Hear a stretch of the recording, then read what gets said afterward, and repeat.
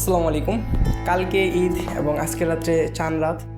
তো আমরা গ্রামে বা শহরে যারাই যেখানেই থাকি না কেন, আমরা প্রতি চাঁদ রাতে কিন্তু আমরা বাজি বা বোম যেটাই বলেন আমরা ফুটাই।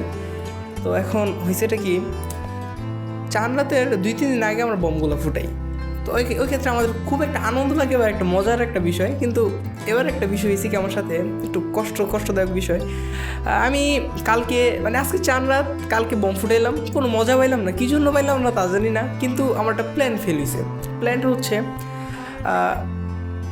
আব্বু থেকে বাসার বড় ভাই থেকে টাকা পয়সা চাইতাম, 10 টাকা 20 টাকা 100 টাকা দাও, অনেকগুলো বোম কিনবো।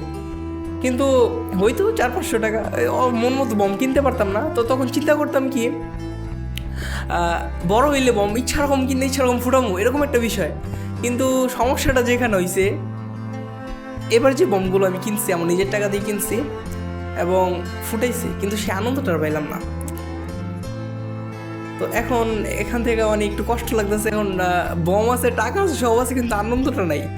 তো এখান থেকে শিখতে পারলাম। তো আমার মতো আমার বয়সে যারা আছো, তো তোমরা হয়তো এরকম ফিলিংসটা পাইবা যে আমার এরকম তোমরা জেনজি যারা আছো বুঝে যাবে কিছু, বম টম ফুটেলে অত একটা আনন্দ পাইতেছো না।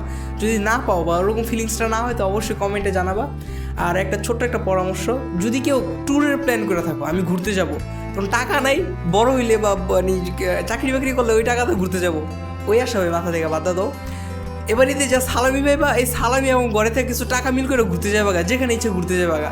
ওই যে কিছু টাকা পয়সা হইব পরে ঘুরবো, এগুলো হলে আমার মনে হয় না এই আনন্দটা পাবো আমরা। ওকে, আসসালামু আলাইকুম, বাই।